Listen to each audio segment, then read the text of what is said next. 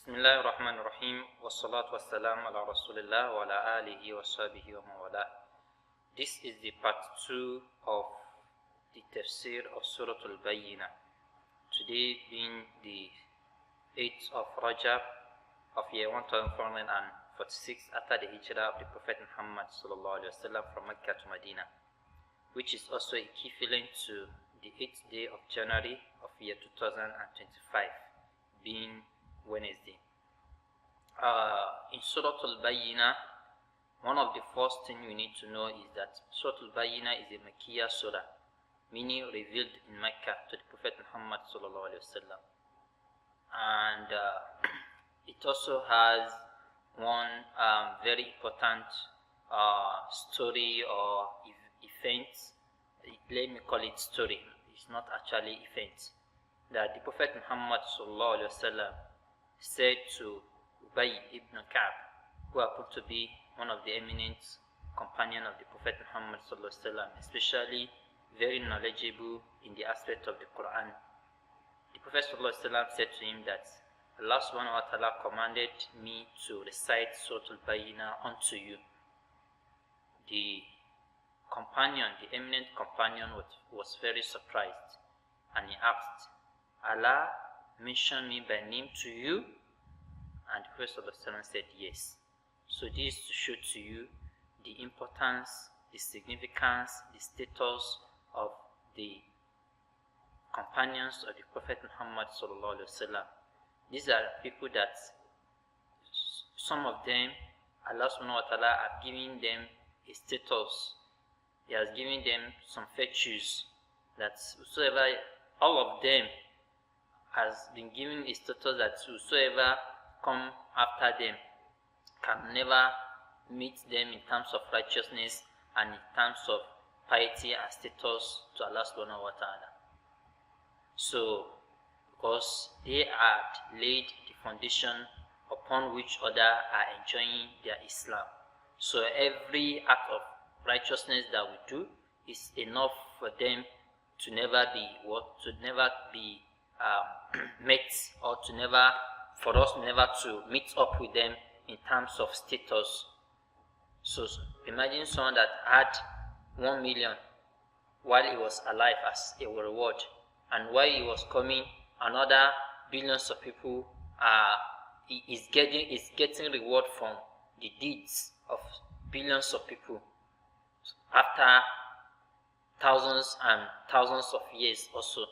So this is one of the reasons why it is good to always hold the companions in high esteem, as Allah subhanahu wa ta'ala has hold them in high esteem, as we've seen in this narration. So Allah subhanahu wa ta'ala began the surah by saying, Lam yakun alladhina kafaru. So the lam there is a negation. Lam yakun alladhina kafaru, the disbelievers are not min ahl al-kitab, from the people of the book. The people of the book referring to here are the Christians and the Jews. Wal mushrikeen, the mushrikeen here are those that are non-Muslims, idolaters and polytheists that are also not from the people of the book. And the Christians are called the people of the book because they are actually given a book, of which what is found of that at the time of the Prophet Muhammad ﷺ, not to talk of now, is now a perfected book. It's not a book in its original sense again. As unoriginal as it is, you still have some snippet of truth in it, that if they are to hold on to it, it's going to lead them to al-Islam. So Allah subhanahu wa ta'ala specialized them with this name, always in the Quran, calling them the people of the book. So they are also mushrikun, but their own mushrikun is a specialized kind of mushrikun. So munfakina, they are not in disarray, they are not in separation, they are not in dispute. Hatta ta'tiyahumul bayyinah, until the bayyinah, the clarity, has come to them. And Allah explained what the clarity is in the coming phase. He said the clarity is Rasulun, the messenger, Muhammad sallallahu alaihi wasallam, min Allah, the one that has come from Allah, يَتْلُو صُحُفًا مُطَهَّرًا. He is reciting to them scrolls that are purified. He is reciting to them the Quran that is purified. فِيهَا كُتُبٌ قَيِّمَةٌ. In this Quran, you have several books in it that are firm. وَمَا تَفَرَّقَ. So, the Rasulun min Allah. What this is telling us is the fact that before the Prophet Muhammad sallallahu alaihi wasallam come, the non-Muslim politics and the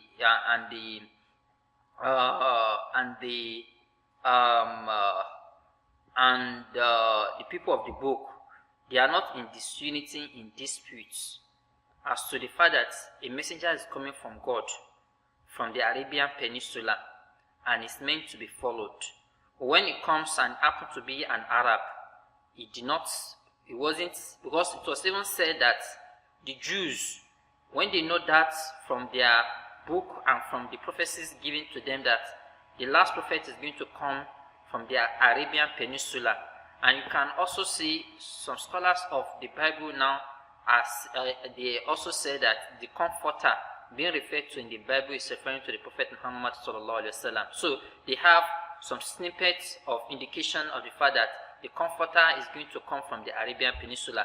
As of that time, some of them have migrated towards Yathrib, towards Medina, because the description was the fact that it's going to come at an Arabian Peninsula where you have a lot of palm trees. And when they make their research, they see that Yathrib is having the highest number of palm trees as of that time. So they settled there. And the Prophet ﷺ, when he migrated to Medina, he met several clans of the Jews and several clans of the Christians in Medina. So they are in unity of expectation or expecting a prophet. But when the messenger comes to them, then they disunite. Some of them embrace Islam, most of them are not embracing. Some of them affirm the truth, most of them are rejecting it. Not because they do not see the other indication for him to be, not because they are not seeing other indication in him, but out of envy and jealousness, like an Arab being the greatest prophet, being the last prophet. How are we? So since it's going to come from that, one of their thinking is when they migrated from there to that place, it's still going to come from them. So as Allah has His plan, it comes from the Arab, and out of it they are dissociating. Allah now said further in verse 4 that وَمَا تَفَرَّقَ الَّذِينَ أُوتُوا الْكِتَابِ.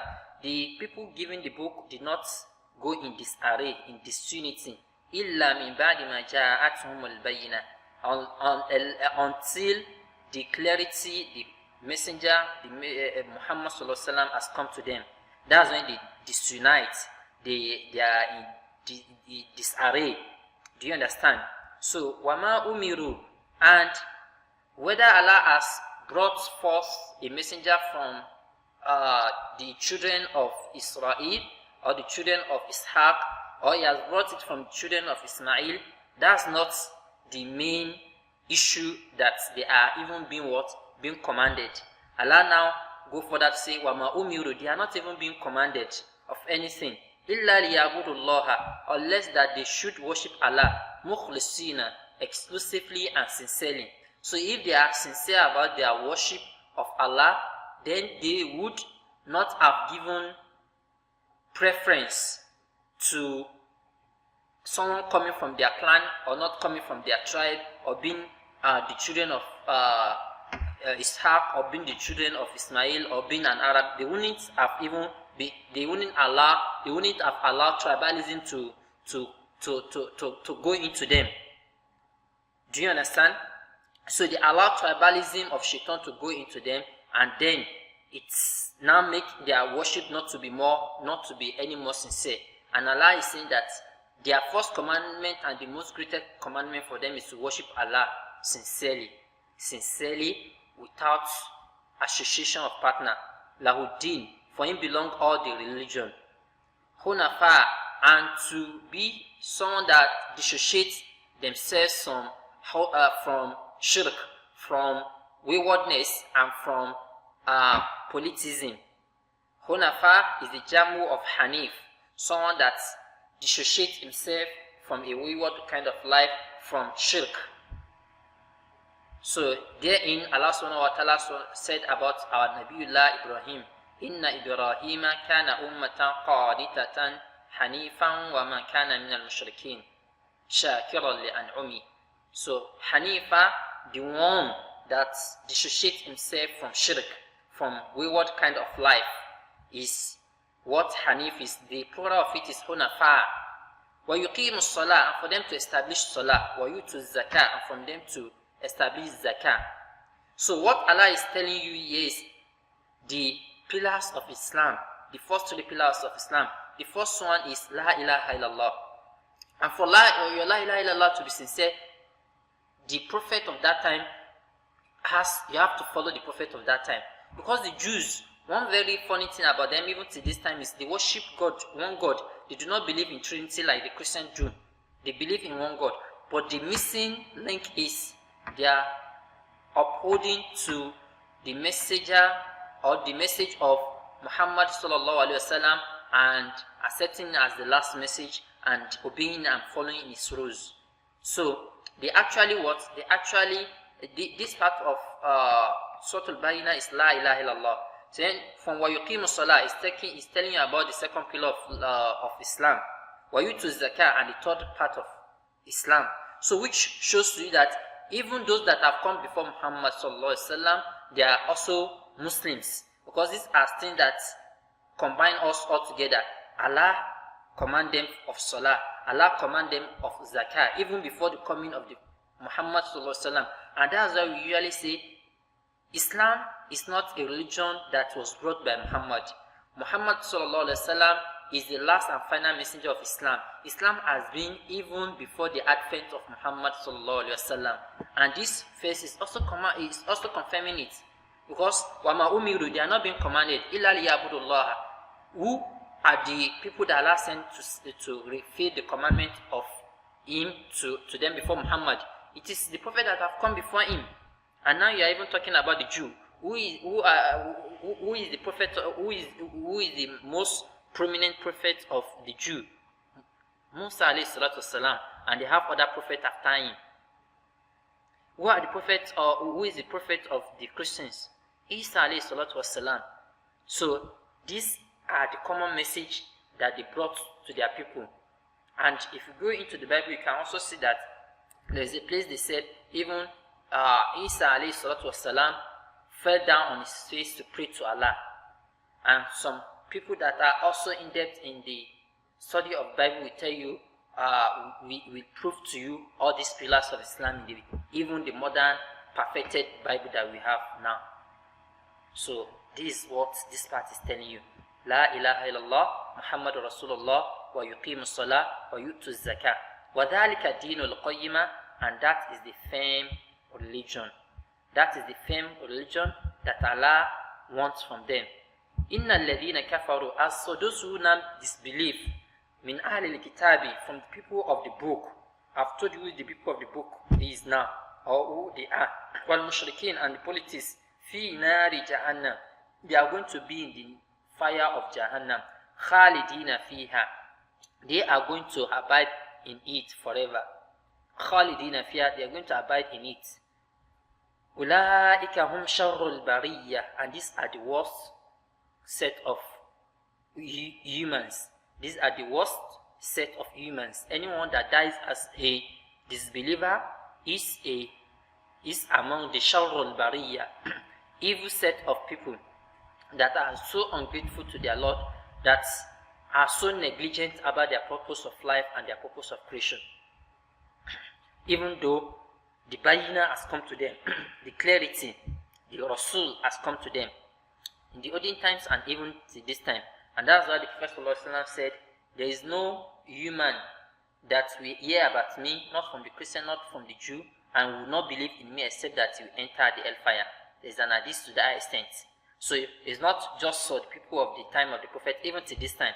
There is no Christian, Jew, the polytheists that we hear about the message of Muhammad ﷺ and does not accept it, except is going to be condemned if he dies in that state. Wa billah. So, and that's what this verse is confirming here. Inna alladhina kafaru, those that disbelieve, min ahli al-kitabi, from the people of the book, wal mushrikeen, or the polytheists in their generality, they are going to enter the hellfire, and these are going to be the worst set of people. Verse number 6. So verse number 7 now. Inna alladhina amanu, as for those who believe, wa amilu salihat, and they walk righteously, ulaika hum khairul bariyah, these are going to be the best set of humans. May Allah count us among them till our death time. Jazauhum inda rabbihim, their reward is going to be with their Lord. Jannatu adin, paradise of Adin. Tajri min tahtiha, that is flowing beneath it, al-anhar, rivers.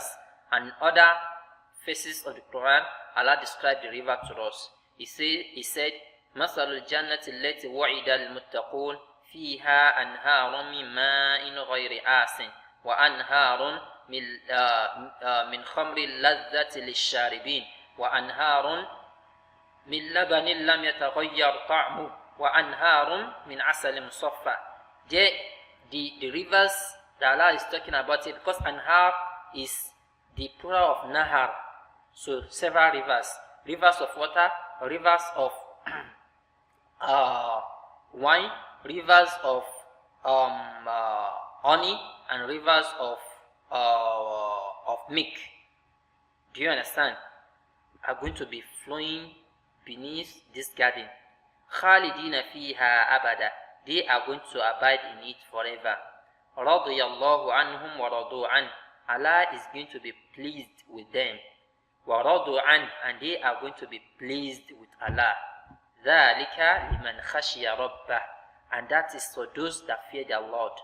And this is also telling you that the basis and foundation of fearing your Lord is La ilaha illallah Muhammadur Rasulullah, iqamatu salah wa ita'u zakah. The basis of your fearing of your Lord is for you to uphold Islamic monotheism, is for you to establish your salah and pray it regularly and as being prescribed to you, and for you to give your compulsory charity. If you are able to do these three, antum or anta mean khairul bariyah, you are among the best set of humans. You are going to be among the best set of humans according to this surah. Wallahu ta'ala alam, wa subhanaka Allahumma hamdik, ashhadu an la ilaha illa anta, astaghfiruka wa atubu ilaik. Assalamu alaikum wa rahmatullahi wa barakatuh.